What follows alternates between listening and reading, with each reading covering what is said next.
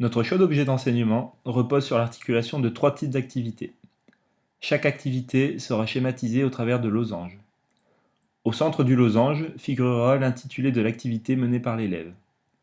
Elle sera déclinée en 4 opérations à mener conjointement, figurant à chaque sommet du losange.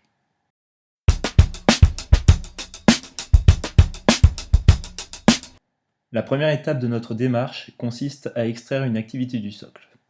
Notre choix s'est porté sur la notion de mise en projet, en lien avec le domaine 2 du socle, les méthodes et outils pour apprendre. Nous avons alors décliné cette activité en 4 opérations que l'élève doit mener. Analyser, c'est-à-dire faire un état des lieux du contexte en définissant les ressources à disposition et les obstacles à surmonter pour atteindre l'objectif fixé.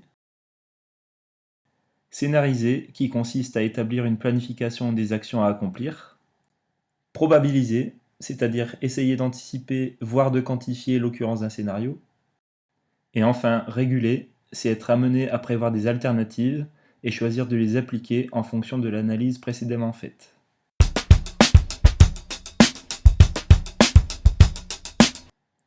Nous avons choisi une activité culturelle spécifique au tennis de table qui nous paraissait la plus adéquate pour développer l'activité de mise en projet.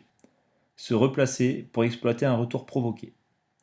Elle se justifie au regard de l'analyse de l'activité des experts, qui montre que le replacement entre un service à effet et la deuxième frappe conditionne fortement le gain de l'échange.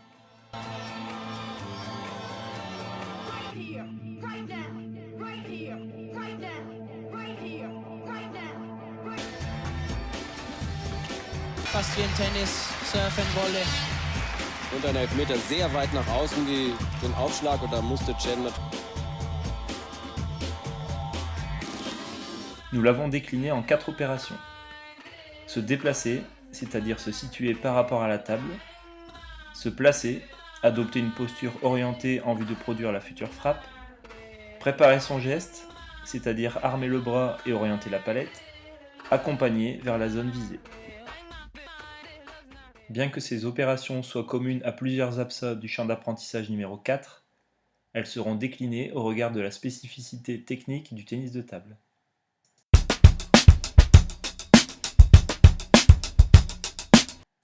Enfin, cette activité culturelle de replacement, en lien avec une activité soclée de planification, suppose la capacité à anticiper une frappe future. Cette activité perceptivo-décisionnelle s'appuie sur 4 opérations. 3 opérations concernent la lecture du contexte de jeu, savoir identifier des postures et placements chez l'adversaire pour anticiper un retour possible, identifier un temps disponible en fonction de la trajectoire reçue. Enfin, une opération concerne le choix du type de frappe au regard du contexte précédemment identifié. Pour résumer, au regard du contexte spécifique de notre établissement et des difficultés des élèves à planifier des actions et à se projeter, nous avons tout d'abord extrait une activité soclée du domaine 2. Pour développer cette activité, nous avons fait le choix de cibler l'activité culturelle de replacement, en lien avec une activité corporelle de lecture de frappe présente et de prédiction de frappe future.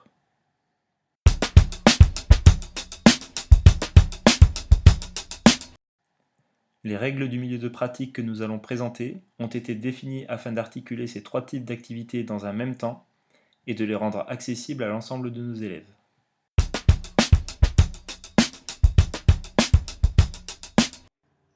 L'installation du matériel est confiée aux élèves. 2 languettes sont placées à une longueur de raquette de part et d'autre de la ligne médiane. 2 autres languettes sont placées en arrière de la table à une distance de 4 pieds.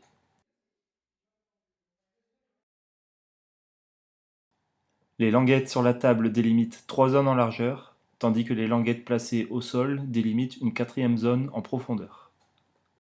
Ces règles spatiales nous permettent de structurer l'espace et de cibler des opérations précises liées aux 3 activités visées. En effet, cela nous permettra de simplifier l'opération de scénarisation du plan de jeu, en facilitant l'identification du placement de l'adversaire, ainsi que le choix de son propre placement.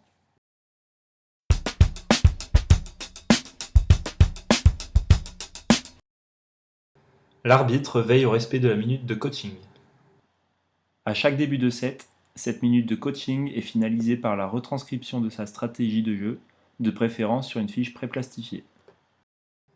Il y reporte le placement du receveur, puis les zones des premiers et deuxièmes rebonds sur la table, l'effet qu'il compte utiliser au service, et enfin, il matérialise la trajectoire du service par une flèche. Ces choix réglementaires spécifiques à la minute de coaching, ainsi que l'utilisation d'une fiche, permettent de rendre accessibles les différentes opérations liées à la mise en projet, tout en rendant lisible pour l'enseignant les choix réalisés par le serveur. Alors tu peux expliquer ta première stratégie, c'est la gauche. J'ai décidé de le mettre à gauche de la table et de servir un service croisé en latéral droit pour que mon effet va permettre à la balle de sortir de la table et de mettre en difficulté mon adversaire parce qu'il part de l'autre côté de la table. Ok, tu l'éloignes en fait et en plus tu mets un effet. Ouais. Donc où tu penses recevoir ces retours de service? Plus vers le milieu de la table et court si j'arrive à bien faire mon service. Milieu ou plutôt à droite si tu fais un latéral droit? Ça dépend s'il casse fort ou pas son poignet. Si, admettons, tu vois qu'il a du mal à s'y faire, ça revient souvent à droite. Toi, tu vas faire quoi juste après ton service? Je vais me déplacer vers la droite pour la prendre en coup droit. Tu te décales pour la jouer en coup droit. Deuxième stratégie? Là, j'ai décidé de faire le même service, sauf que je le place à droite Ouais. pour jouer sur lui et le mettre en difficulté. Ok. Et là, latéral droit, toujours pareil? Ouais. D'accord. Donc tu joues sur lui? Mm. Ok. Ça marche. Et après, tu te replaces, tu comptes avoir un retour à peu près À peu près au même endroit que la première. côté droit? Oui. Ok. Bon, on va voir ça. À l'issue de cet échange, nous pouvons constater que Pierre-Louis est principalement sur l'opération de scénarisation de son service. Néanmoins, nous avons dû le questionner pour qu'il prévoie une zone de retour de service et donc de replacement. D'autre part, son analyse se limite à son propre jeu et occulte celui de l'adversaire. Enfin, il se limite à une probabilisation simple de ses stratégies en les hiérarchisant.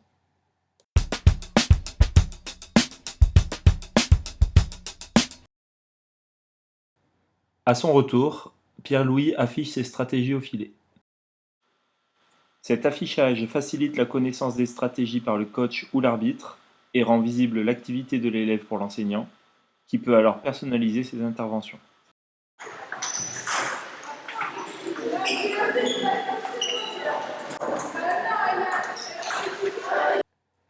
Pour matérialiser le score, les élèves utilisent 7 jetons verts posés sur la table, ainsi que 7 jetons d'une autre couleur, empilés près du filet, qui permettront de mettre en évidence des bonus.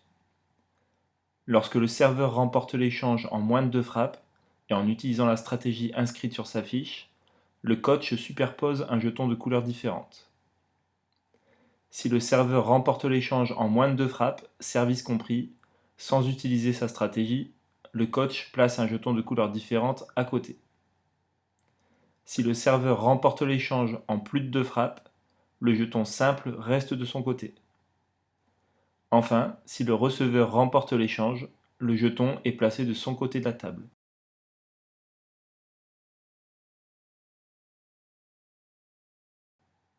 De son côté, l'arbitre reporte le score en temps réel sur la feuille de match à l'endroit indiqué et en utilisant les consignes suivantes.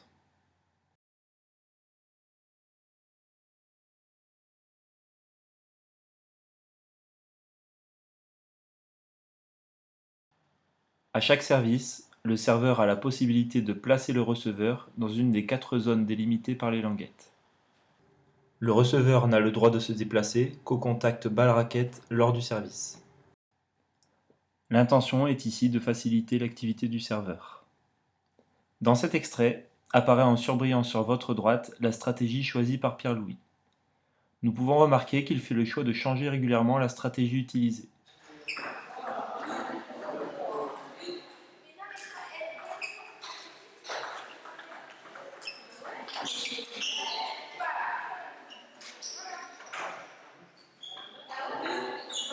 Ces changements peuvent être interprétés de 2 manières différentes. Soit il cherche à déstabiliser son adversaire, soit il cherche à réguler ses choix en situation d'échec.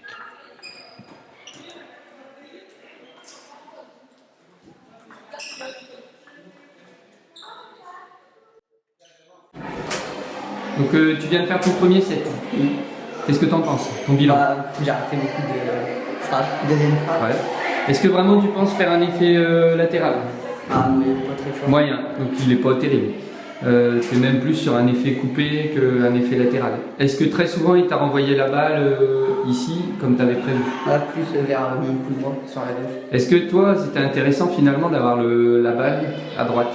Voilà. T'es meilleur en revers Ça ou en coup dépend. droit? Ça dépend de comment je la prends. Ouais. C'est plus dans une attaque, je suis meilleur du coup droit, mais c'est pour mettre de l'effet, c'est revers.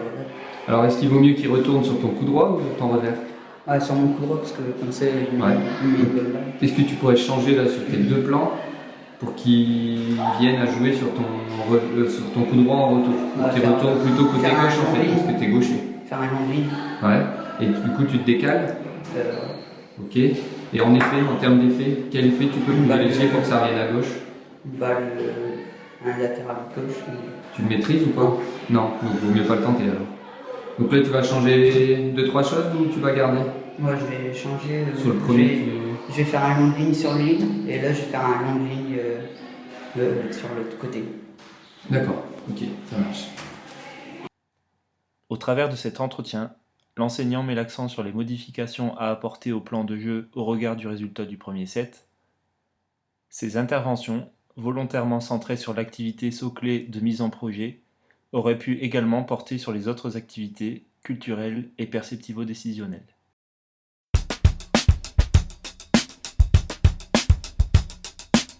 Les élèves gardent leur rôle pendant 2 sets, ce qui permet de créer une certaine stabilité et ainsi faciliter l'activité de mise en projet. Entre chaque set, le serveur dispose d'un temps mort d'1 minute maximum pour apporter des modifications à sa stratégie de jeu. Ce deuxième temps mort met l'accent sur l'opération de régulation qui s'appuie sur une analyse de différents paramètres tels que l'évolution du score, l'efficacité des stratégies utilisées, voire même de leurs différents composants. Ici, Pierre-Louis scénarise à l'aide d'un crayon d'une autre couleur ces 2 stratégies pour le prochain set. Cela permet de rendre visible l'activité de régulation et de voir sur quels paramètres vont porter ces changements. En termes d'analyse, lors de l'entretien, Pierre-Louis constate qu'il a du mal à réaliser l'effet latéral droit et que les retours de son adversaire le mettent en difficulté sur son revers. Il reconnaît qu'il a davantage de facilité à réaliser un effet coupé en servant côté revers. Il fait alors le choix de réguler ses stratégies en modifiant la direction de la trajectoire ainsi que l'effet utilisé et le placement de son adversaire. Il probabilise ainsi de recevoir davantage de retours côté coup droit, qui est son point fort dans le jeu. Bien que son analyse soit pertinente, il semble peu probable que son scénario soit efficace, puisque son placement de départ côté gauche de la table l'excentre énormément et l'oblige à un déplacement et replacement complexe pour couvrir la table en coup droit.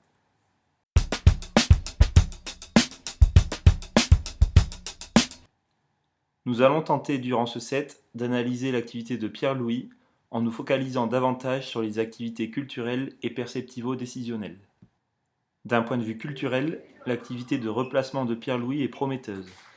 En effet, il commence à se déplacer avant même que son adversaire n'ait retourné, puis se place et prépare son geste avant que la balle n'ait rebondi sur sa table pour produire une frappe en coup droit côté gauche du terrain. Ce choix de frappe révèle une bonne lecture du placement et de la posture de son adversaire, plutôt en difficulté côté droit de la table. Néanmoins, bien qu'il soit dominant dans l'échange, il frappe la balle en arrière de la table en phase descendante, alors qu'il aurait été plus judicieux d'intervenir sur la balle en phase ascendante pour prendre de vitesse adversaire. Cela peut traduire des difficultés dans l'identification du temps disponible.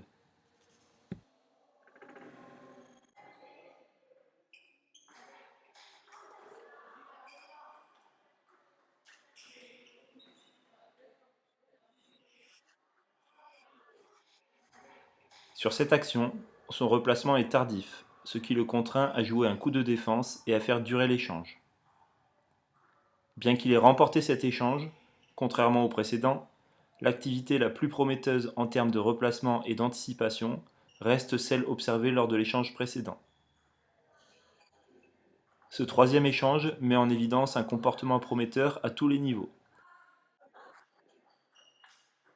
Préparation, anticipation et frappe tôt dans la balle en avançant pour prendre l'adversaire de vitesse. De même, du point de vue de l'activité de mise en projet, il régule la direction de sa deuxième frappe. Ces régulations sont facilitées grâce à la succession de services par le même joueur.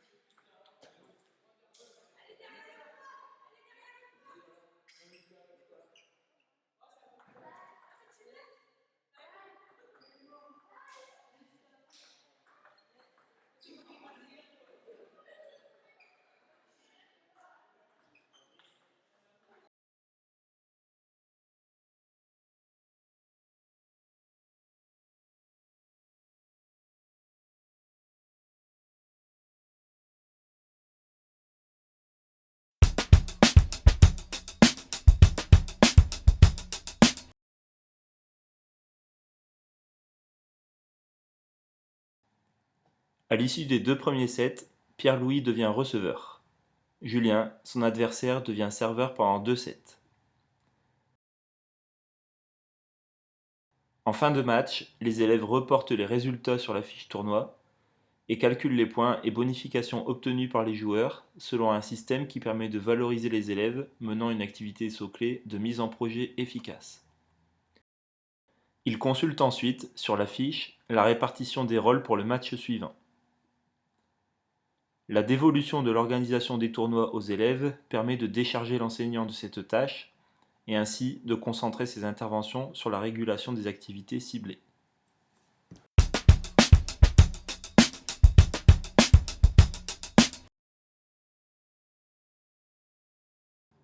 L'ensemble de ces règles définit la forme de pratique de fin de cycle dans laquelle les élèves vivent une expérience culturelle authentique de pongiste.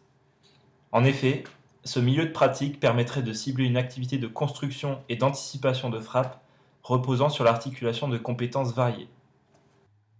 Concrètement, la création et la modulation de stratégies, l'intervention d'un coach basé sur la connaissance du résultat, seraient autant d'éléments qui, une fois mis en relation, faciliteraient l'adaptation à un contexte de jeu qui évolue. Il ne suffit pas de faire vivre cette expérience aux élèves pour qu'ils se transforment, et nous ne pouvons pas faire l'économie d'apprentissage d'habiletés spécifiques pour surmonter les difficultés rencontrées et développer l'éventail des possibles. C'est pourquoi, c'est par des allers-retours permanents entre des contenus stratégiques et techniques ciblés que l'enseignant pourrait engendrer des réussites et donner du sens aux apprentissages visés.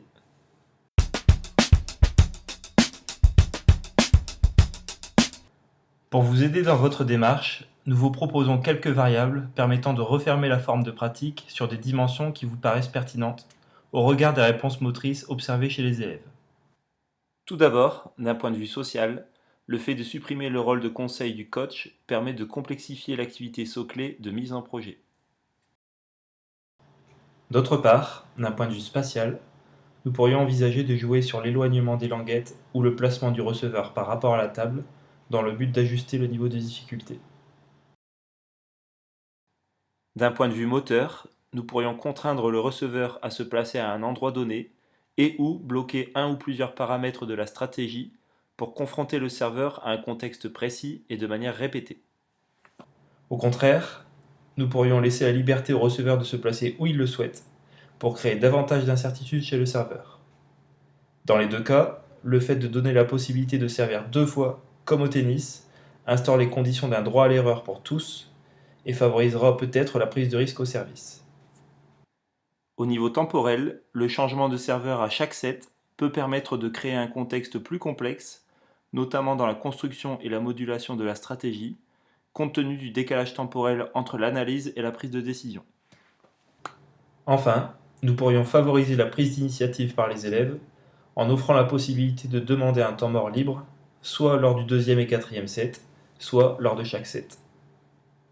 Cette initiative pourrait être laissée soit au joueur, soit au coach, en fonction de l'intention éducative poursuivie. Du point de vue de la scénarisation de la stratégie de jeu, il serait envisageable de proposer des scénarios préétablis que les élèves expérimenteraient pour comprendre l'incidence de l'effet et de la direction du service sur leur replacement. Les outils utilisés ainsi que quelques propositions pédagogiques seront disponibles sur le site académique.